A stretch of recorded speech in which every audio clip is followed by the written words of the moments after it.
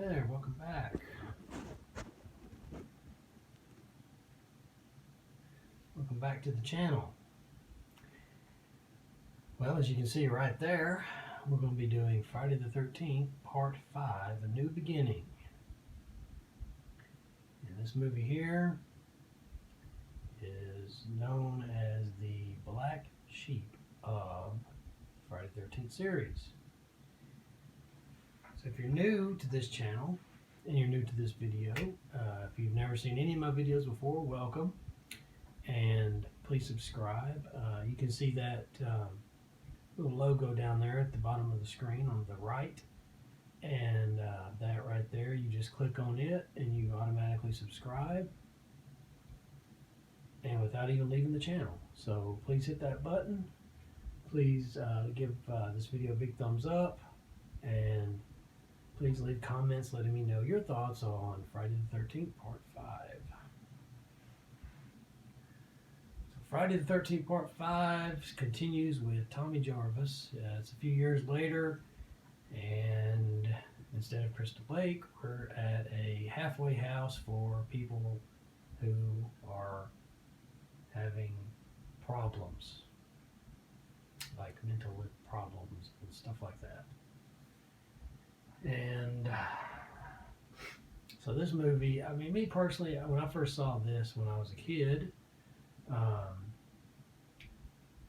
watched it with a friend of mine. He had it, and I watched it with him because I told him I'd never seen it, and he told me that I needed to. So I'm like, okay. At this time, I was familiar with Friday the 13th, but I wasn't big into the movies. Like, I'd watch them occasionally, but I wouldn't really watch them on, and all that. But so he put it in, and I still had not seen Part 4 yet. And I had heard about Part 4, but I had never actually watched Part 4.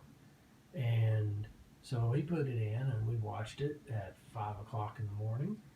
And I watched that, and I laughed my you-know-what off. Because this movie, to me, is one of the funniest movies out of the Friday the 13th series.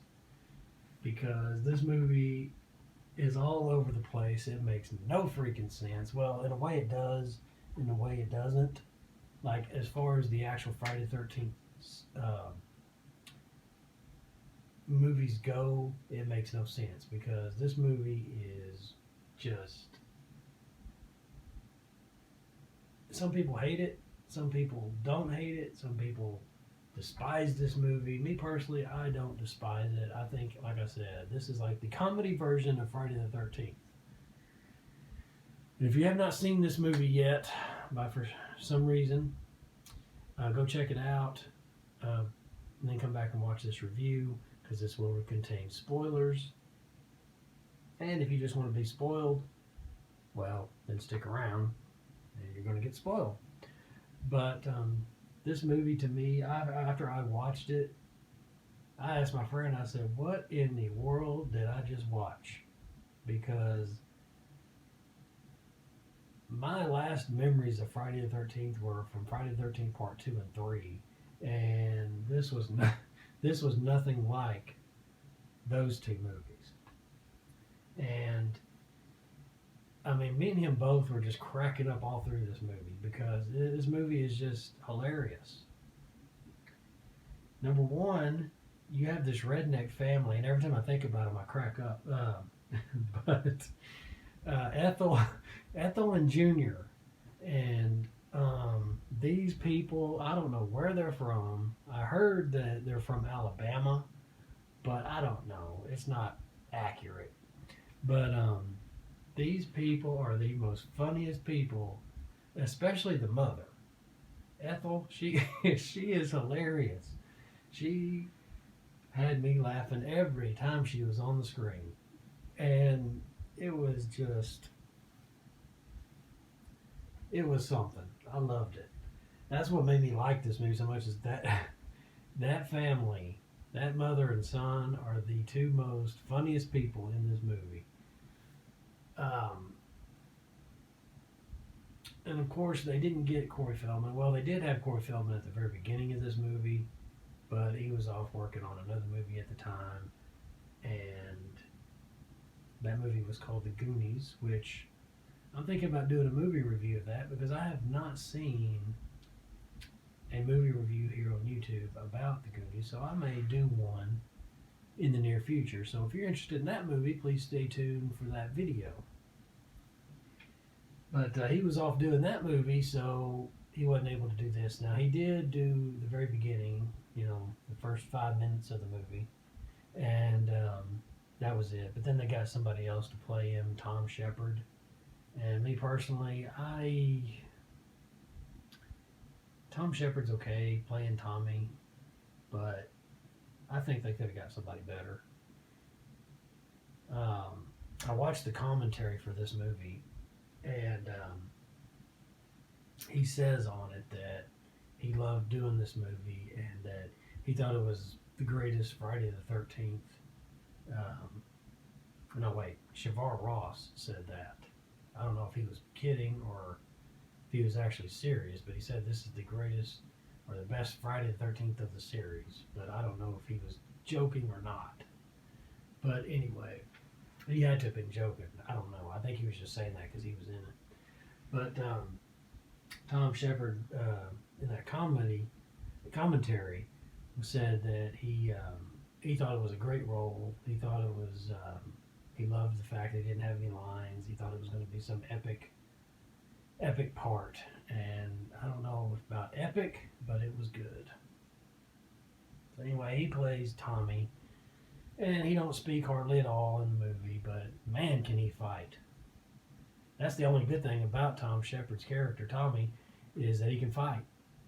I mean, this one guy, Eddie, in one scene, I guess stole one of his masks that he made, and tried to scare Tommy with it, and Tommy didn't like it. He got all ticked off, picked him up with one arm over his shoulder and slammed him through a table. I thought it was awesome. And him and Junior, Ethel's son, get into a fight later on, and he just beats the tar out of Junior. And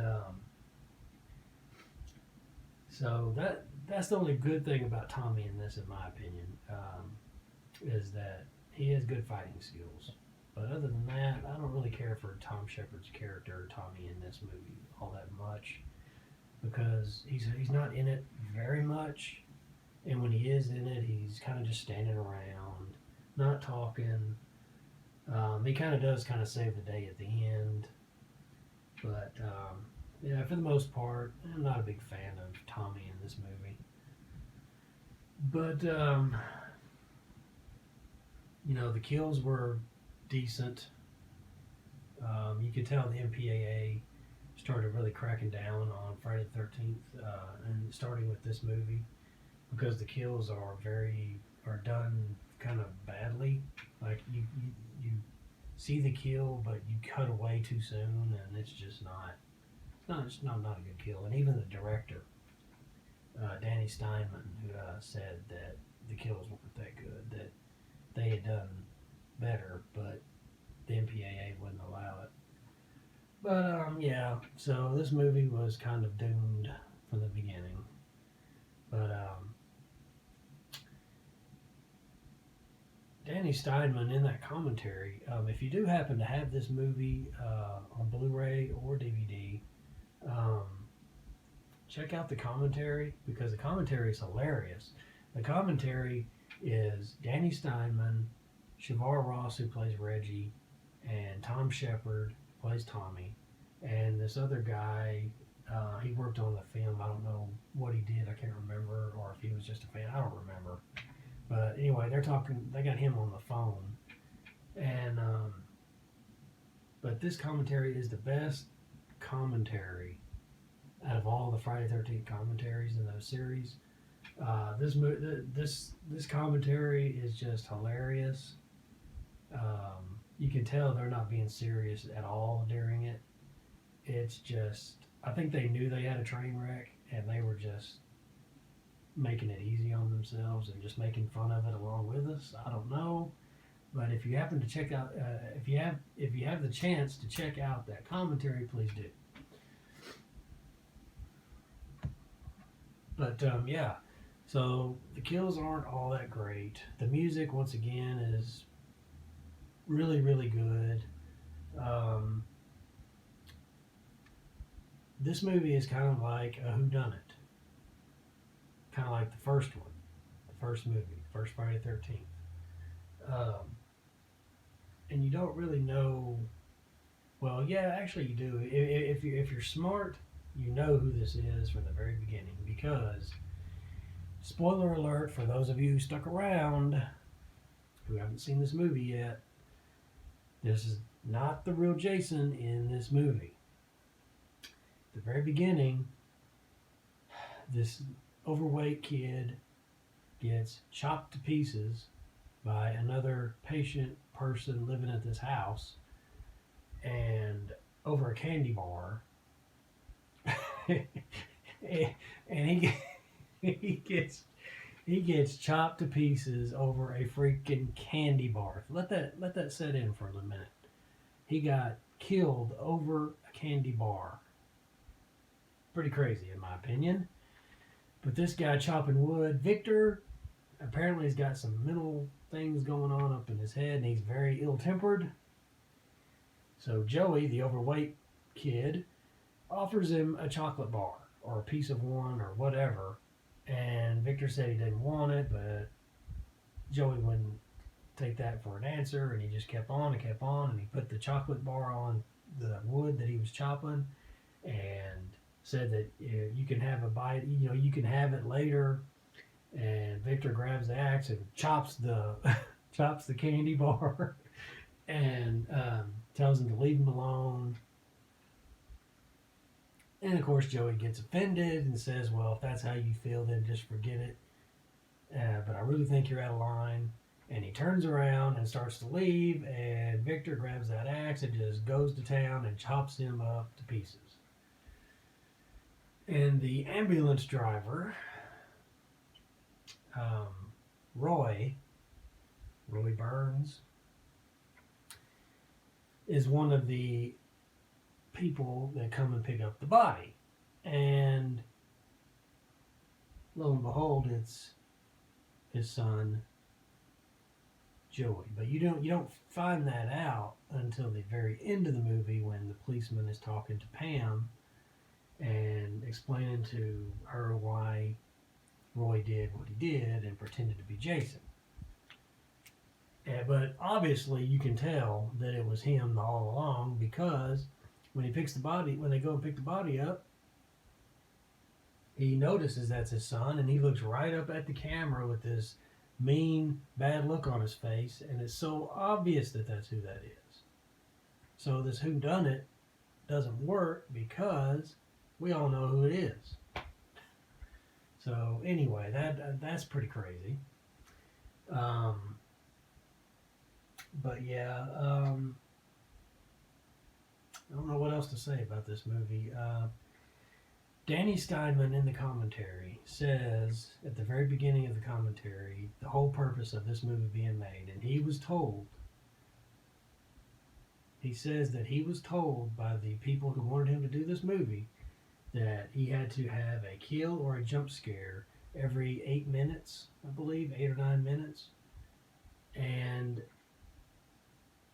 he said most importantly, the people who wanted him to do this movie wanted him to turn Tommy into Jason. So we're led to believe through the movie that we're supposed to think that Tommy's doing all this, or possibly Tommy's doing all this, but no, it's not. It's not Tommy. It's so obvious it's not Tommy. But